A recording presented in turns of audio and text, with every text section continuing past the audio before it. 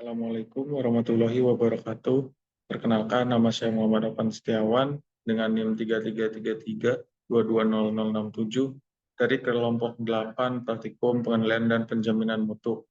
Pada kesempatan kali ini saya akan membuat tugas mingguan tentang modul 2 pada praktikum PPM yang berjudul Peta Kendali Atribut dan Diagram Pareto.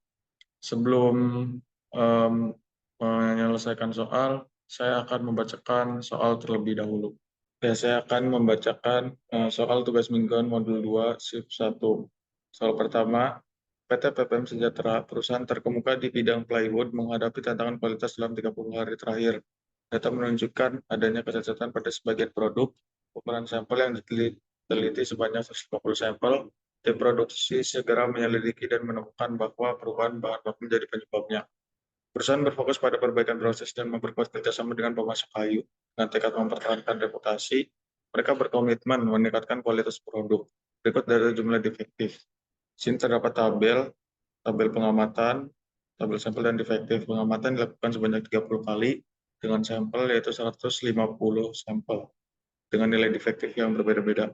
Pertanyaannya, buatlah peta kendali yang sesuai. Apakah proses produksi terkendali secara statistik? Pertanyaan selanjutnya, berapa nilai UCL, CL, dan LCL pada masing-masing peta yang sudah terkendali? Soal nomor 2 yaitu defect dari permukaan telah dihitung pada 25 plat baja persegi panjang perusahaan PPM Baja dengan data yang tersedia pada tabel berikut. Buatlah peta kendali dan simpulkan apakah proses telah terkendali. Di sini terdapat tabel sampel dan defect. Untuk sampelnya itu 25 dan nilai defect yang berbeda-beda. Based on data dan informasi yang tersedia, maka tentukan peta kendali yang sesuai. Apakah proses produksi terkendali secara statistik, berapa nilai UCL, CL, dan LCL pada masing-masing peta yang sudah terkendali. Selanjutnya peta ketiga yaitu PT PPM Project, salah satu perusahaan pembuatan tas terkemuka di Indonesia. PPM Project ingin mengetahui proses produksi yang mereka lakukan terkendali atau tidak dengan mengadakan inspeksi terhadap hasil produksi. Data di bawah ini merupakan banyaknya sampel yang diperiksa dan banyaknya defektif dalam inspeksi selama 1 bulan terakhir. Sini terdapat sampel dan defektif, yaitu sebanyak 30. Per sampelnya itu di angka 50 sampai 60. Based on data dan informasi yang tersedia, maka buatlah peta kendali yang sesuai. Apakah proses produksi terkendali secara statistik? Yang C, berapa nilai UCL, CL, dan LCL pada masing-masing peta yang sudah terkendali? Selanjutnya, soal nomor 4 adalah PT PPM Clothes, perusahaan yang berfokus dalam produksi pakaian anak-anak dengan desain karakter yang unik, melakukan pemantauan produksi selama 15 hari terakhir. Dari hasil pengamatan, didapatkan data sebagai berikut. Untuk sini ada tabel jumlah unit yang diperiksa dan defect. Based on data dan informasi yang tersedia, maka buatlah peta kendali yang sesuai. Yang B, apakah proses produksi terkendali secara statistik? Selanjutnya kan berapa nilai UCL, CL, dan LCL-nya pada masing-masing peta yang sudah terkendali.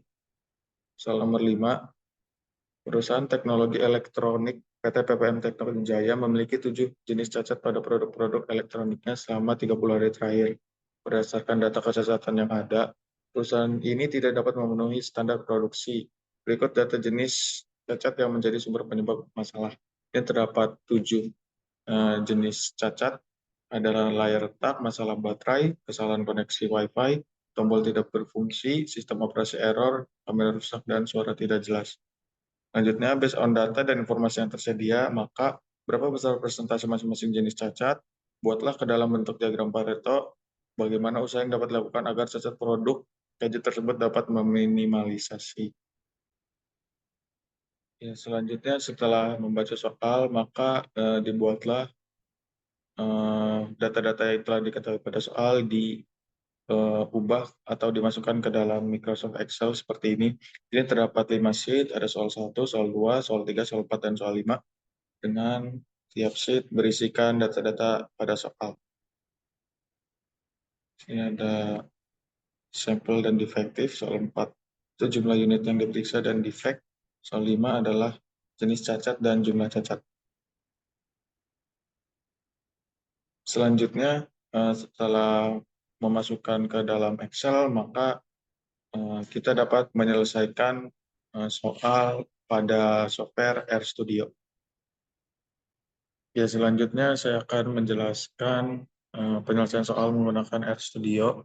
Yang pertama kita buka RStudio, terus menginstal package readxl dan QCC. Setelah menginstal package, selanjutnya menginstal library, selanjutnya menginput data pada Excel yang telah dibuat sebelumnya agar terbaca oleh RStudio. Selanjutnya soal nomor satu ini menggunakan peta kendali NP dengan sintaks seperti berikut. Di sini menggunakan sisi NP karena menggunakan peta kendali NP. Selanjutnya kita run. Selanjutnya kita dapat melihat rangkuman. Nah, di sini ada peta kendali NP-nya. Di sini tidak ada yang keluar batas kendali. Selanjutnya kita dapat melihat rangkumannya untuk melihat nilainya. Nah, pada soal nomor satu ini nilai LCL-nya adalah 3,35 sekian dan untuk nilai UCL-nya adalah 24,77. Nantinya untuk soal nomor 2 menggunakan peta kendali C. Untuk sintaknya mirip dengan nomor satu, hanya mengubah di sini itu dengan diubah si C, C, C. Selanjutnya kita dapatkan di sini terdapat eh, peta kendali atau grafiknya. Selanjutnya kita bisa melihat data yang keluar batas kendali dengan menulis sintaks seperti berikut. Syntax violation. Nah, di sini tertulis bahwa titik 6 adalah yang keluar dari batas kendali. Di sini tidak terdapat titik merah yang keluar batas kendali. Untuk dapat menghapusnya, kita dapat menulis sintaks seperti ini untuk perbaikan peta kendali. Tentunya kita menuliskan sintaks ini untuk menghilangkan titik 6 pada peta kendali yang keluar dari batas. Nah, maka di sini titik 6 sudah tidak lagi berada di luar titik kendali karena sudah dihapus. Dan kita dapat melihat rangkumannya untuk melihat nilainya. Nah, di sini untuk nilai LCL-nya adalah 0 dan untuk nilai UCL-nya adalah 7,656813. Selanjutnya, untuk soal nomor 3 itu menggunakan peta kendali P dengan sintaks CCP, QCC, soal 3 defektif, dan seterusnya. Sintaks ini dapat diketahui dengan memasukkan data yang ada pada soal. Karena kita run. Nah, di sini terdapat 3 buah titik yang berwarna merah. Itu artinya titik tersebut berada di luar batas kendali. Untuk dapat melihat atau memastikannya, kita dapat menuliskan syntax violations. Nanti kita run.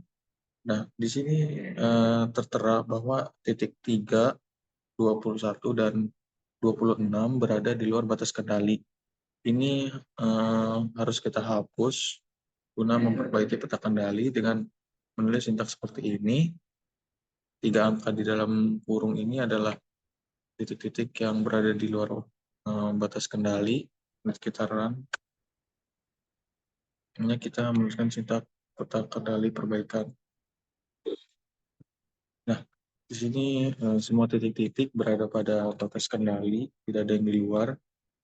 Selanjutnya kita dapat melihat rangkuman untuk melihat nilai. Nah, di sini untuk nilai LCL-nya itu adalah 0 dan nilai untuk UCL-nya itu ada 0,2396 dan selanjutnya kita masuk ke soal nomor 4. Soal nomor 4 ini menggunakan peta kendali U dengan sintaks seperti ini yang berasal dari yang diketahui pada soal. Selanjutnya kita run. Nah, Di sini tidak ada titik yang merah atau yang di luar batas kendali. Namun supaya lebih memastikan kita dapat menulis sintak seperti ini, menulis sintak violations. Nah, di sini tidak ada titik yang keluar dari batas kendali. Artinya itu berarti peta kendali aman, tidak perlu diperbaiki. Nanti kita dapat melihat rangkuman. Rangkuman ini untuk melihat nilainya.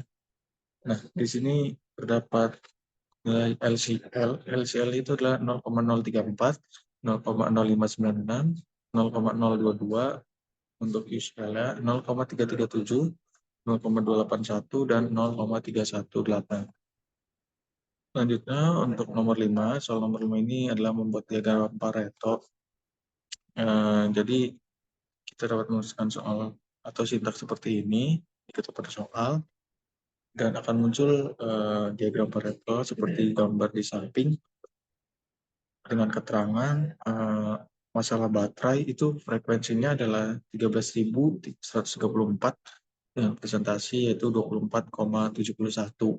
Sementara untuk masalah layar retak frekuensinya adalah 10.043 dengan presentasi 18,89%. Masalah suara tidak jelas itu memiliki frekuensi 9.431 dengan presentasi 17,74%. Dan untuk tombol tidak berfungsi itu frekuensinya adalah 8.654, untuk presentasinya adalah 16,28%. Sementara untuk kamera rusak adalah 5.434 dengan presentasi 10,22%. Untuk kesalahan koneksi Wi-Fi itu memiliki frekuensi 4.333 dengan presentasi 8,15%. Dan untuk sistem operasi error memiliki frekuensi 2113 dengan presentasi 3,97. Mungkin itu saja yang bisa dapat saya sampaikan. Kurang lebihnya mohon maaf. Wassalamualaikum warahmatullahi wabarakatuh.